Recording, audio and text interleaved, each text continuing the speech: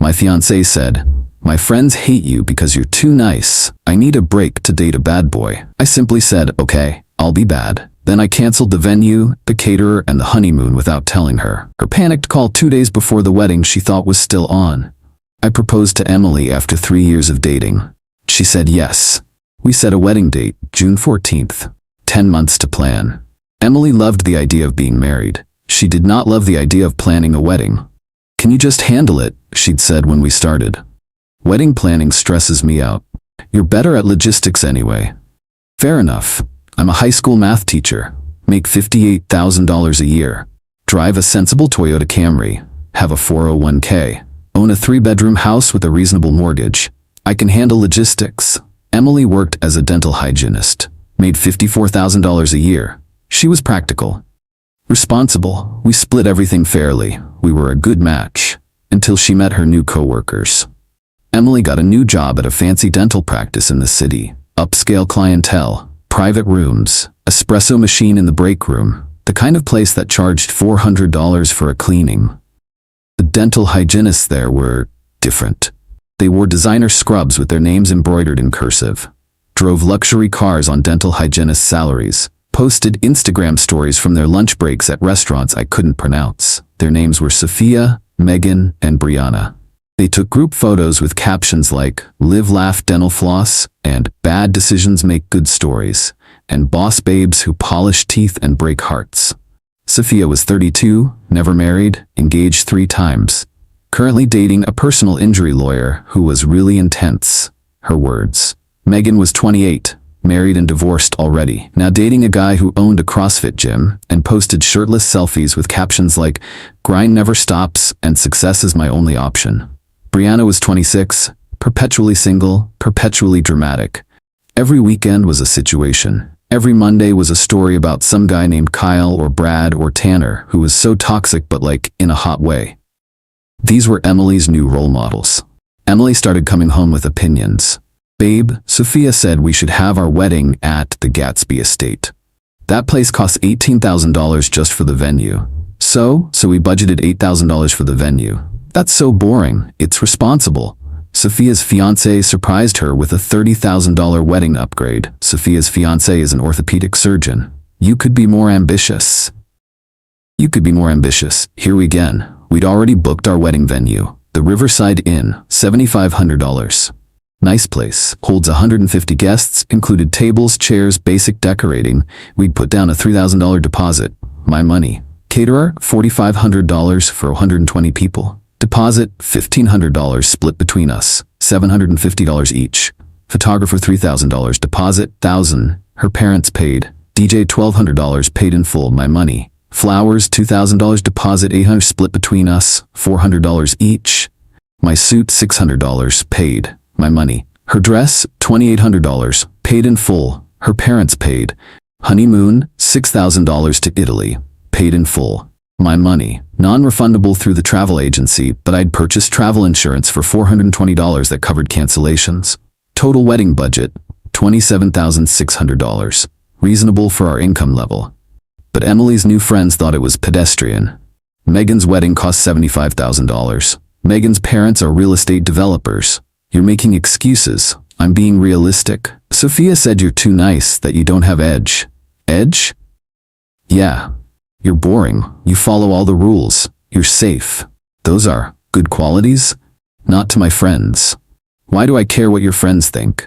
Because I care what they think. This went on for 2 months. Every dinner conversation became about how I wasn't exciting enough.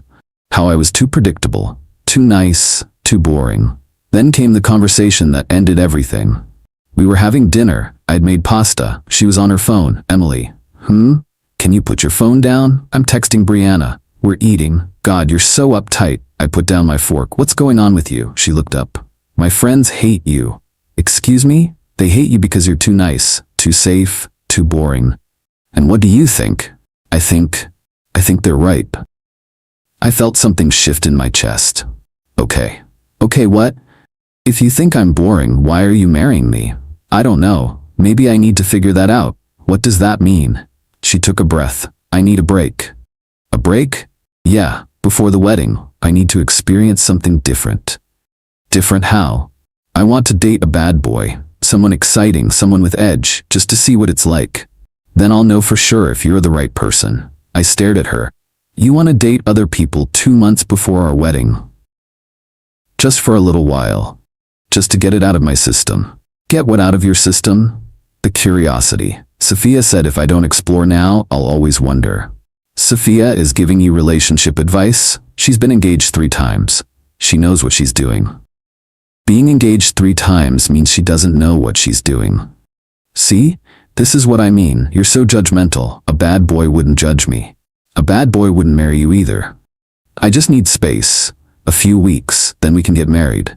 I sat there, looked at this woman I'd been with for 3 years, who I'd proposed to, who I'd planned a future with, and I felt nothing. No anger, no sadness, just clarity. Okay, I said. Okay?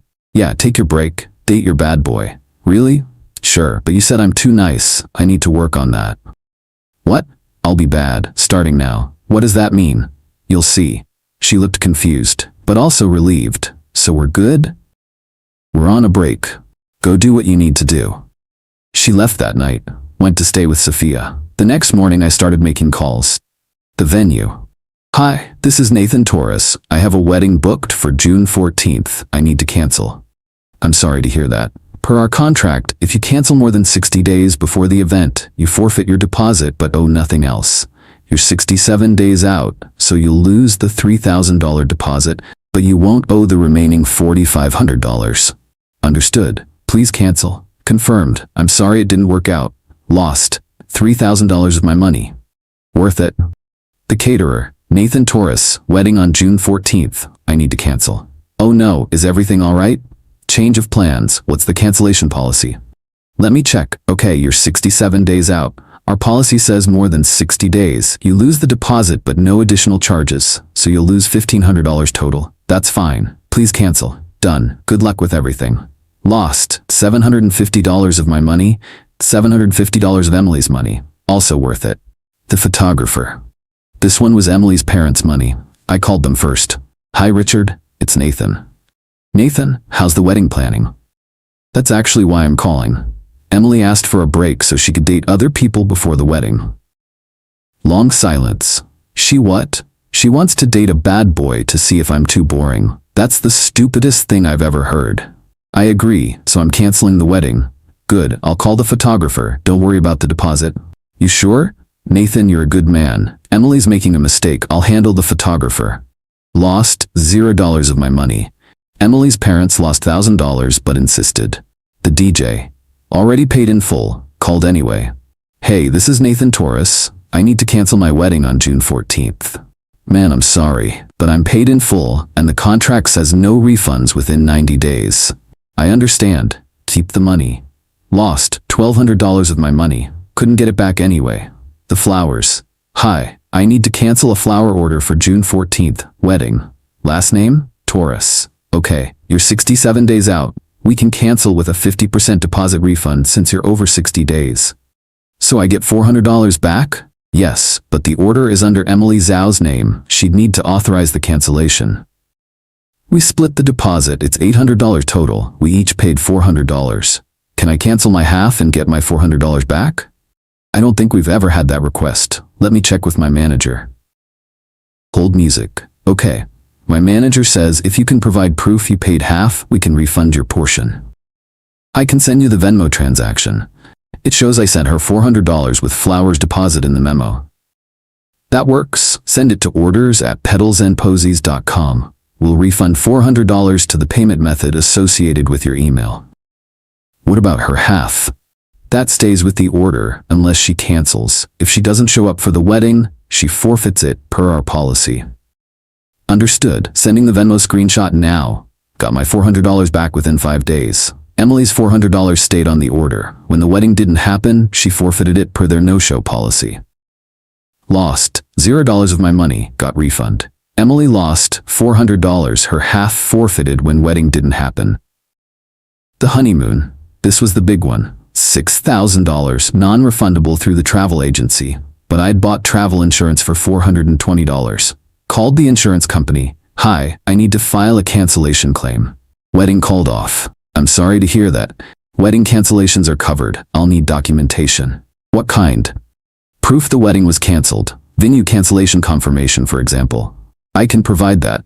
Perfect. Email it to claims@travelguard.com with your policy number. Assuming everything is in order, you'll get a refund minus the $500 deductible. So I get $5,500 back? Correct. Thank you. Sent the documentation. Got confirmation within 3 days. Refund processed within 2 weeks. Lost, $920. $420 insurance, $500 deductible. Got back, $5,500. Net, saved $5,080 compared to losing the entire trip. Total financial damage, venue deposit $3,000, caterer deposit, my half, $750, DJ paid in full, $1,200, flowers deposit, my half, $400, honeymoon insurance, $420, honeymoon deductible, $500. Total spent, $6,207. Recovered, flowers refund, $400, insurance payout $5,500. Total recovered, $5,900. Net cost $6,270 to $5,900, $370. Plus Emily lost $750 and $400 flowers, $150. Her parents lost $1,000 for, but didn't want me to pay them back. All told, I got out of a wedding for $370. The cost of clarity. The 2 months. Emily texted me after a week. Hey, how are you? Fine, miss you. Okay, I'm seeing someone. His name is Dante, he has a motorcycle. Cool. You're being really mature about this. Thanks. She didn't know I'd canceled everything. The wedding was in 67 days. Now 60. Now 50. I didn't tell her. She'd find out. Her friends kept posting photos. Emily on the back of a motorcycle. Emily at some dive bar. Emily with a guy in a leather jacket who looked like he'd never paid taxes. Dante was 34, worked in between jobs, had a tribal tattoo sleeve, smoked American spirits. Thought the system was broken, man. He was exactly what Sophia said Emily needed. Good for her. Meanwhile, I was living my best boring life. I spent my time working on the house, painted the spare bedroom a nice sage green, fixed the fence, organized the garage, found things I'd forgotten I owned, read books, played video games, saw my friends. My friend Chris came over one night with beer. So Emily's dating a guy named Dante. Yep. And you're okay? I'm great. You seem great. That's what's weird. Why is that weird? Because your fiancé is on the back of some loser's motorcycle and you're painting bedrooms.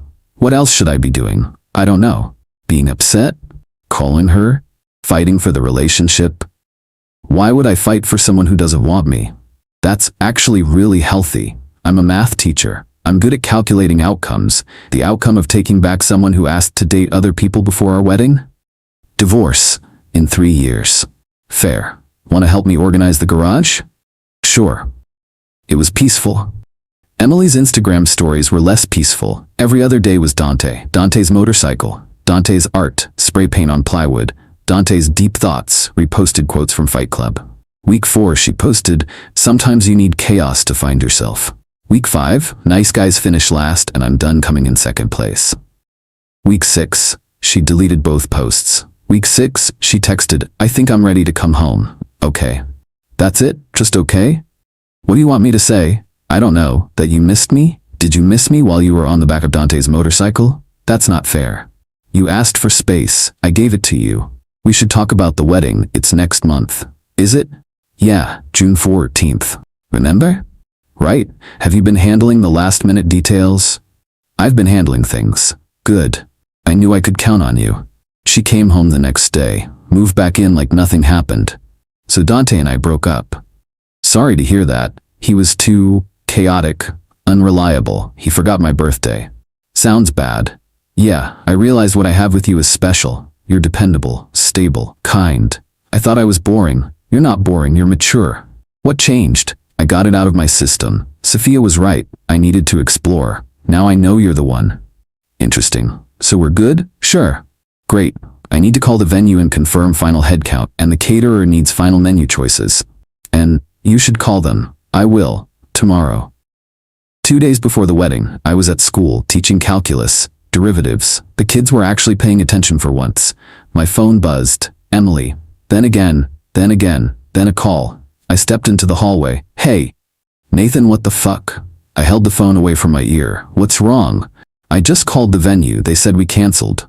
Oh yeah. What do you mean, oh yeah? I canceled it about 2 months ago. When? April 8th, the day after you asked for a break to date a bad boy. Why would you do that? You said I was too nice, I decided to be bad. This isn't funny, I'm not joking. The wedding is in 2 days. Was in 2 days. Nathan. What? Did you cancel everything? Yep. Venue, caterer, flowers, honeymoon, all of it. Silence. Then, the honeymoon too? Especially the honeymoon. Got $5,500 back from travel insurance though. Thanks for pushing me to get that, by the way. Oh my god. Saved $5,180 compared to losing the whole trip. The deductible was only $500. Pretty good return on investment. I can't believe you. You asked for a break to date someone else? I assumed we were done? I didn't say we were done. I said I needed space. Right. So I gave you space and canceled our wedding, because why would I keep planning a wedding for someone who wanted to date other people? You should have told me. You didn't ask. You came back and assumed everything was fine.